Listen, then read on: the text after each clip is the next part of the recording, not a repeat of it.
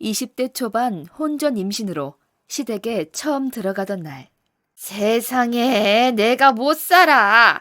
아직 대학 졸업도 안 한 내 아들이 애 아빠가 되다니. 아휴, 날벼락도 이런 날벼락이 어디 있어. 그러게나 말이야. 쑥맥이나 다름없던 녀석이 대체 이게 무슨 일인지 몰라. 나쁜 친구 한번 사귄 적 없던 놈인데 참 알다가도 모를 일이야. 누난 가만히 좀 있어. 엄마 죄송해요. 대신 제가 정말 열심히 공부해서 학점 관리도 잘하고 졸업하면 바로 취직도 할게요. 어머니 죄송합니다.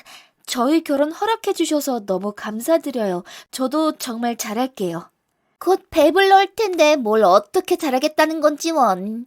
남자 꼬시는 거 말고 또 집안일도 뭐 잘하는 거 있어? 누나, 무슨 말을 그렇게 해. 홀몸도 아닌 사람한테 말 좀 곱게 해. 너 이 녀석, 너야말로 누나한테 그게 무슨 말버릇이야? 한 번도 이런 적 없던 놈인데, 아이고, 여자 때문에 이렇게 변할 수가 있나. 엄마, 그러지 마세요. 겪어보시면 아시겠지만 얘 정말 착하고 좋은 아이거든요. 그만두지 못해? 니들이 지금 뭐 잘한 게 있다고 이러쿵 저러쿵 말대답이야? 아이고, 내가 정말 못 살아. 엄마, 보면 몰라서 그래요? 딱 봐도 제가 얘 조종하는 거잖아. 순진한 놈이 아주 휘어잡혔네, 휘어잡혔어. 너 엄마한테 약속해. 쟤 싸고 돈다고 엄마나 네 누나 서운하게 하면 안 돼. 알겠니? 그리고 너도 새겨 들어라. 네 남편 네 멋대로 휘두를 생각 말란 말이야. 저는 30대 중반으로 남편과는 연애 반년 만에 혼전 임신으로 결혼했습니다. 당시 저는 20대 극초반이었고 남편도 복학생 신분이었으니 시댁에 들어가 살게 됐던 거죠. 결혼식도 하지 않고 혼인신고만 한 채로 시댁에 들어갔는데 시모와 손이 시누이는 제가 못마땅하다는 티를 엄청 많이 냈습니다. 엄연히 남편과 제가 같이 저지른 일인데 남편은 세상 순진한 모범생이고 저만 그런 남편 꼬여낸 불려시 취급을 하는 겁니다. 남편은 소위 있는 집 자식이었고 저는 서울에서 4시간도 더 걸리는 바닷가 작은 마을 출신으로 대학 공부도 못했거든요. 그래도 뜻한 바가 있어 상경했고 제 꿈을 위해 돈 벌어 모으고 있었는데 남편은 제가 아르바이트 하던 카페 단골이었습니다. 객관적으로 제 조건이 남편에 비해 많이 처지는 건 사실이었으니 시댁 식구들의 홀대가 더 서러웠던 것 같습니다. 그렇다고 남편이 방패가 되어주지도 못했죠. 학생 주제에 사고를 친 것이니 남편도 시부모에게 잘못했다고 비는 입장이었고 시부모가 재력이 있으니 더 꼼짝 못하는 것 같았거든요. 시댁은 넓은 평수의 빌라였는데 고급 빌라이기도 했지만 내부 인테리어가 정말 화려했습니다.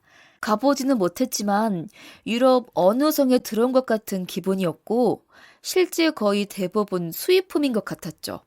심지어 키우는 개도 진짜 우아하게 생겼더라고요. 어머니, 강아지가 정말 예뻐요. 전 이렇게 생긴 개는 처음 보는 것 같아요. 흔하게 볼 수 있는 개는 아닌 것 같은데 종류가 뭐예요? 빠삐용이라고 프랑스 견종이지. 마리 앙투아네트 알지? 그 황녀 애완견으로 유명했던 개란다. 아휴, 내가 프랑스 유학 시절 반해버린 개지. 와, 어머님, 프랑스 유학까지 하셨어요? 정말 멋지세요. 강아지 이름은 뭐예요?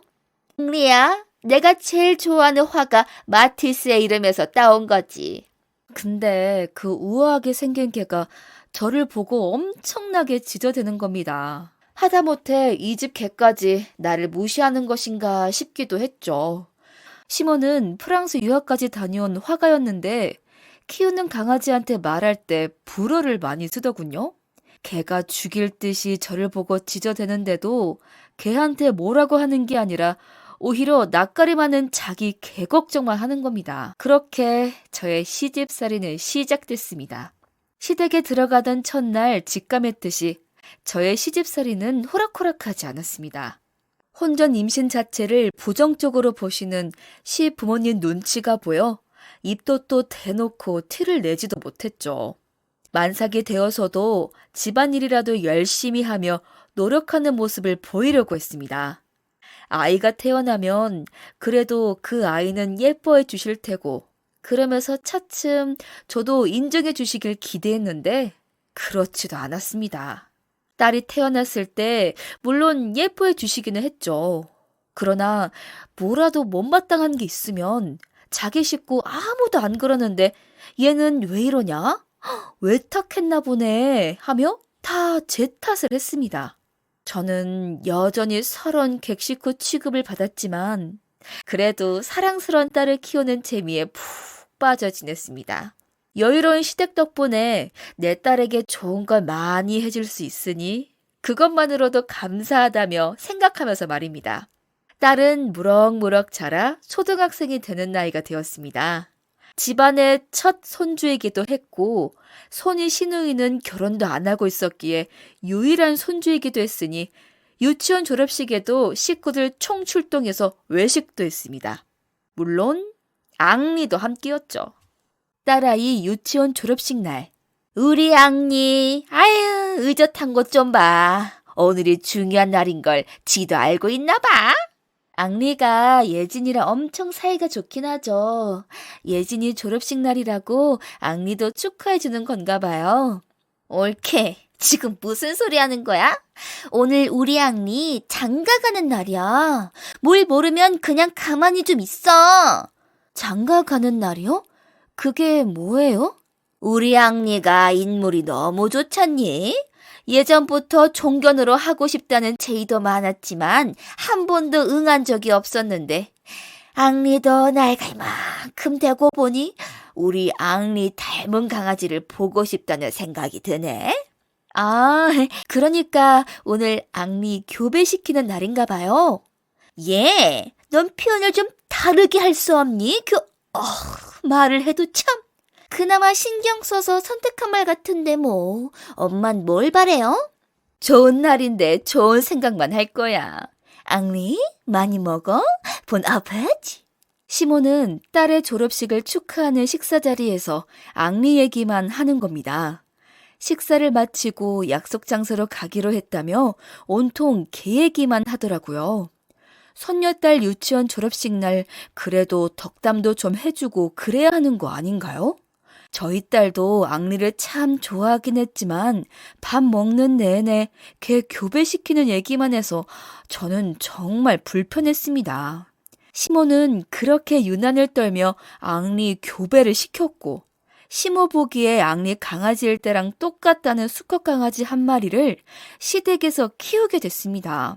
앙리 뒤치다거리도 다 제 일이었는데 이제 한 마리 더 늘었으니 아휴, 저는 그 강아지 귀여운 것보다 그만큼 손이 더 가겠구나 하는 생각밖에 안 들었던 것 같습니다. 그래도 저희 딸이 강아지를 너무 좋아했으니 그 모습을 보면 저도 저절로 엄마 미소가 지어지긴 했죠. 앙리의 아들 강아지 이름은 루이. 이번에도 당연히 프랑스식 이름으로 시모가 지었습니다.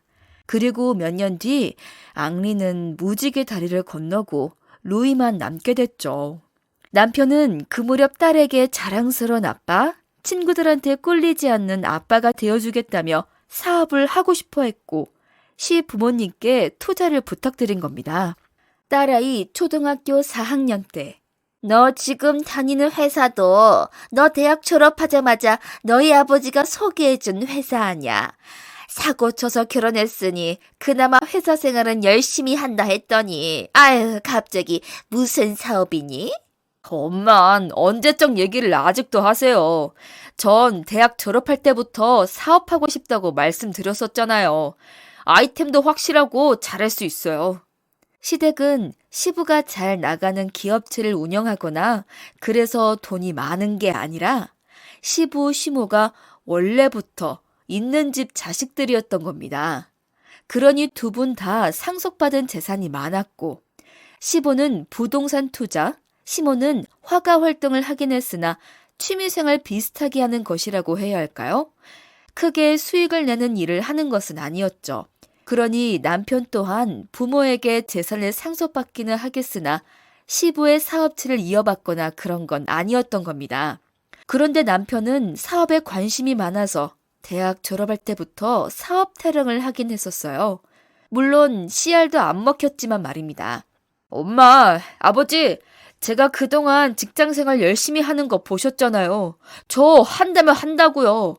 이제 딸아이도 초등학교 고학년이 되는데 능력 있는 아빠가 되어주고 싶어요. 네가 그동안 착실하게 회사 다녔던 건 인정한다. 그래, 무슨 사업을 하겠다는 거냐? 아, 네, 아버지. 스포츠 용품을 수입하는 사업을 하려고 해요. 제가 관심도 많고 자신 있는 분야잖아요. 스포츠 용품 수입, 에휴, 그게 무슨 비전이 있는 거야? 이미 웬만한 건 다 들어온 거 아니야? 아니에요.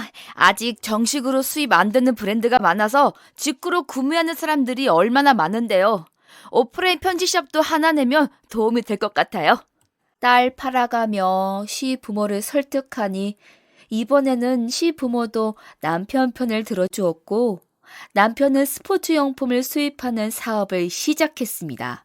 바라던 대로 그 사업의 일환으로 스포츠 편지샵도 하나 열었습니다.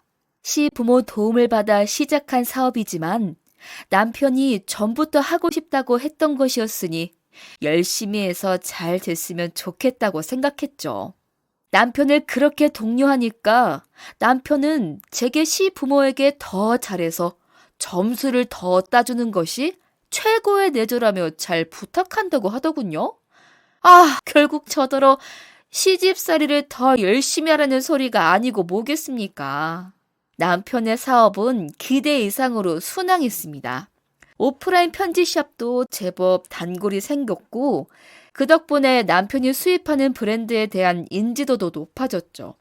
시부모는 남편을 무척 기특해했지만 역시나 그런 마음은 남편에게만 국한된 것일 뿐 내조하는 저의 공을 인정해 주지는 않았습니다.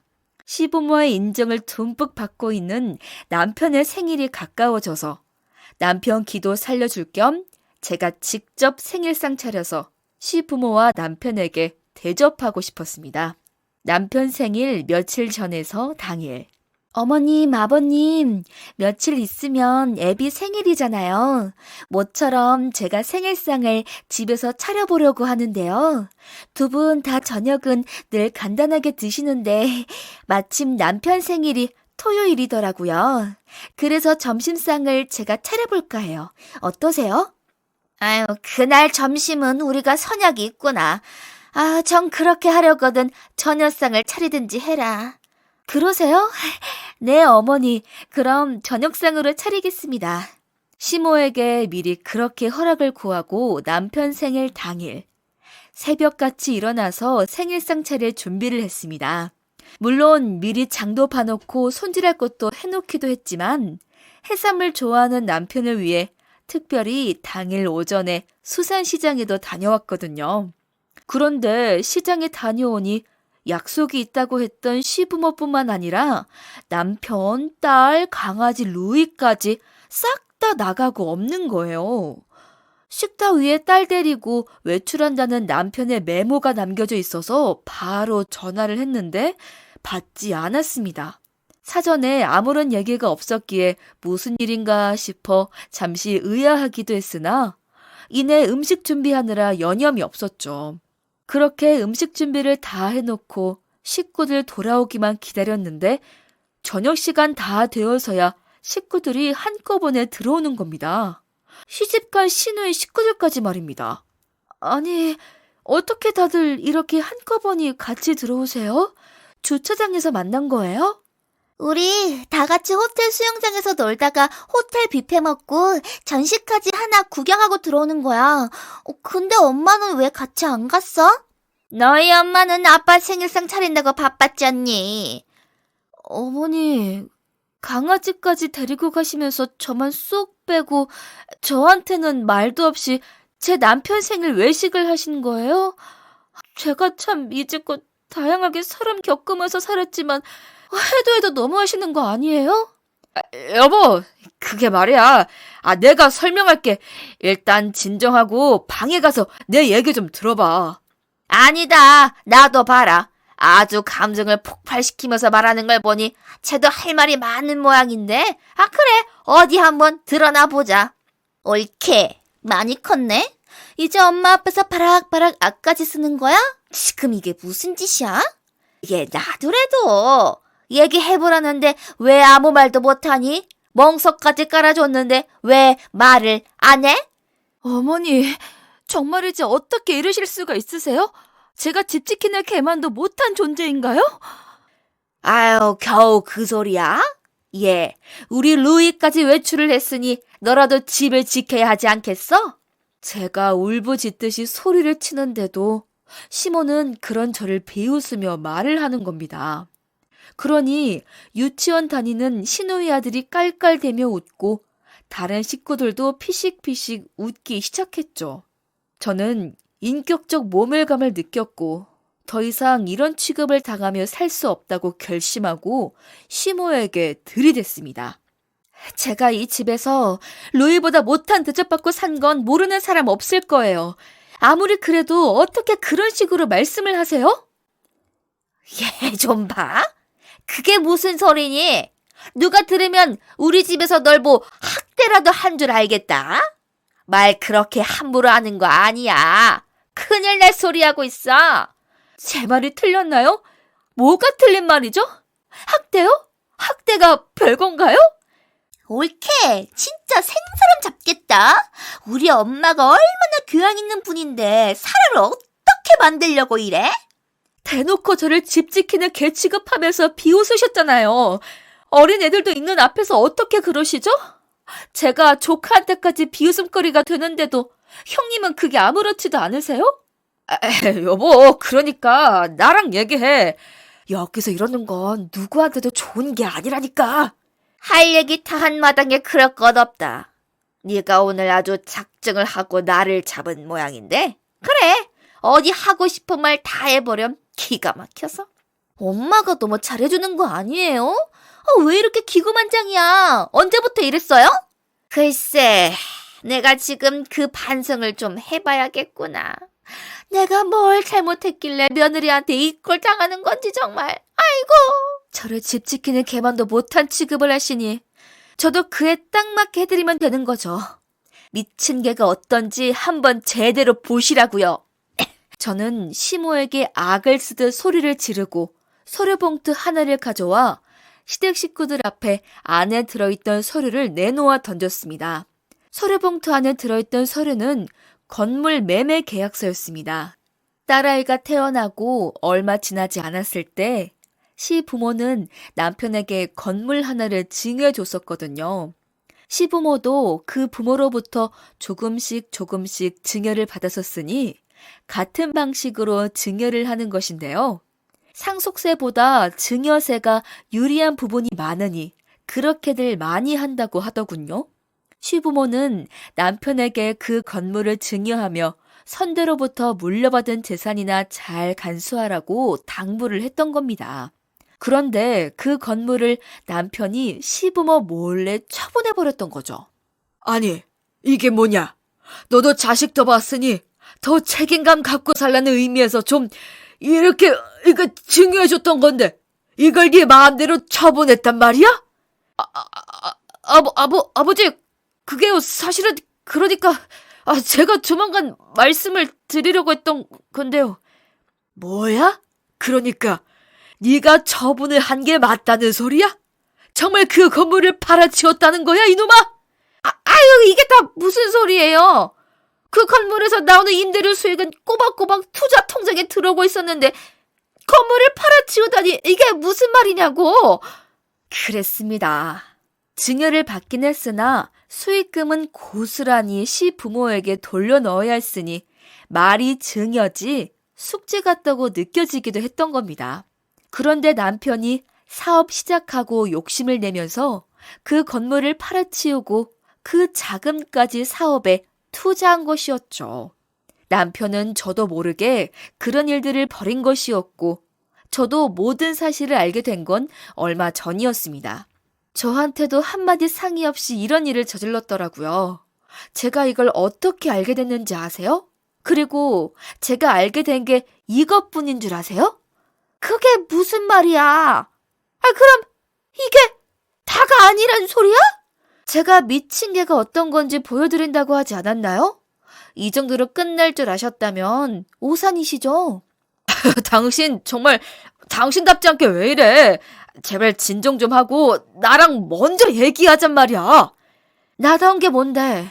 무슨 취급을 당해도 그저 바보같이 웃으면서 찍소리도 못하고 사는 게 나다운 거야? 이 집 식구들 모두 내가 평생 그렇게 살기를 바랐겠지. 그렇지만 난 그렇게 안 살 거야. 와, 누나, 아무래도 안 되겠으니까 애들 데리고 나가서 저녁 좀 먹여줘, 그게 낫겠어. 그럴 것 없다. 나도 전혀 저 미치지 계속 봐줄 생각 없으니 내가 애들 데리고 가면 돼. 아니요. 어머님은 남으셔서 제가 하는 말 끝까지 들으세요. 어머님 때문에 시작한 미친 짓인데 어머님께서 끝장을 보셔야 하지 않겠어요? 딸아이가 있는 자리였으니 우선 그 자리에서는 남편이 증여받은 건물 팔아치우고 사업 자금으로 쓰고 있다는 것만 폭로했을 뿐이었던 것이니 신호이가 애들 데리고 나간 다음부터 본격적인 폭로전을 이어갔던 겁니다. 남편이 시부모에게 증여받은 건물을 팔았었다는 것은 얼마 전 딸아이가 남편 차에 뭘 두고 왔다고 해서 남편 차에 갔다가 우연히 발견한 것이었습니다. 그런데 그때 제가 남편 차에서 발견한 것은 그 서류뿐만이 아니었죠. 보조석 시트 밑에서 작은 귀걸이 한 짝을 발견했던 겁니다. 저한테도 비밀로 하고 몰래 건물도 팔아치우고 수상한 물건까지 발견됐으니 저는 남편 차 내비게이션과 블랙박스부터 확인했습니다. 제 눈으로 보게 된 것은 남편이 불륜을 저지르고 있었다는 증거들이었죠. 손이 덜덜 떨리고 다리까지 후들거렸고 배신감이 밀려와 당장이라도 이혼을 하려고 했으나 딸이 누리고 있는 것들을 생각하니 머릿속이 복잡했습니다. 게다가 시댁이 막강한 재력으로 변호사 빵빵하게 써서 양육권 안 주려고 하면 어쩌나 그런 겁이 나기도 했습니다. 유책 배우자여도 양육권을 가질 수 있다고 하니 저를 어떤 식으로든 모함해 그런 짓을 벌일 수도 있지 않을까. 그런 생각도 들었던 겁니다. 어떻게든 딸이 공부 마칠 때까지는 시댁에 붙어서 혜택을 누리게 해주고 싶다는 생각과 제 딸을 제가 계속 키우고 싶다는 생각으로 남편이 저지른 짓들을 알고도 꾹꾹 덮어뒀던 겁니다. 아시겠어요? 제가 뭘 참고 있었던 건데 저를 이런 취급을 하셨는지 이제 아시겠냐고요. 아니 넌 그럼 네 남편이 바람 피우고 있었다는 걸 알고서도 생일상 차리겠다고 이 난리를 치고 있었던 거란 말이냐? 그러게나 말입니다. 제가 참 그렇게 어리석었네요. 한편으로는 잠깐 그러는 걸지도 모른다고 제가 더 잘하면 남편도 금방 정신 차리고 돌아올지도 모른다고 생각했었어요. 그런 마음으로 생일상도 그렇게 거하게 차리려고 했던 건데 이런 취급까지 받으면서는 더 이상 이 집에서 살 수가 없었습니다. 여보, 당신 말이 맞아. 나 그거 잠깐 실수한 거야. 금방 정리할 생각이었다고. 아니, 필요 없어. 난 내가 확보한 당신 불륜 증거들로 당신이랑 이혼할 거야. 이럴 수는 없어. 이렇게 이혼이라니. 여보, 다시 생각해줘. 용서해줘. 내 말을 좀 들어봐. 그럼 당신도 이해를 할 수 있을 거야. 이놈아, 지금 네가 이혼을 당하는 게 문제야? 그 금을 팔아치워서 대체 뭘 한 거야? 이 돈 지금 다 어쨌냔 말이야. 시부모는 남편의 불륜이나 이혼 선언보다 증여 건물 팔아치운 것에 경악하며 남편 잡돌이를 하더군요. 그러든 말든 저는 바로 이혼 소송을 시작했습니다. 웃기는 게 남편이 그 건물 팔아치워 사업에 투자한 덕분에 재산 분할로 제가 받을 수 있는 것이 훨씬 많아진 겁니다. 물론 그 건물을 그대로 갖고 있었더라도 증여받은 지 오래된 재산이고 그동안 제가 결혼 생활을 유지하기 위해 노력한 것이 많고 또 남편이 유책 배우자인 점 등을 감안하면 제 지분을 어느 정도 확보할 수는 있었겠지만 많아야 20% 정도라고 하던데. 하하. 그보다 훨씬 더 좋은 조건으로 제 지분을 인정받게 된 거죠. 양육권도 다행히 제가 갖게 되었습니다. 남편과 이혼한 저는 딸과 살 작은 집 하나 마련해 둘이 살고 있으며 처음 상경했을 때 갖고 있었던 제 꿈을 이루기 위한 도전을 조금 늦었지만 시작하려고 한답니다. 조금 부족해도 조금 모자라도 인격적 모멸감을 느끼며 비굴하게 사는 것보다 훨씬 낫다고 생각합니다. 왜 진작 이렇게 생각하지 못했는지 모르겠습니다. 딸아이 교육이나 인성 차원에서도 그 집에서 살 때보다 지금이 훨씬 나은 환경이라고 생각하는데 말이에요. 어쩌면 여러분께 잘한 결정이라고 확인받고 싶은 생각에 이렇게 제 이야기를 하게 된 건지도 모르겠습니다. 많은 격려 부탁드려요. 감사합니다.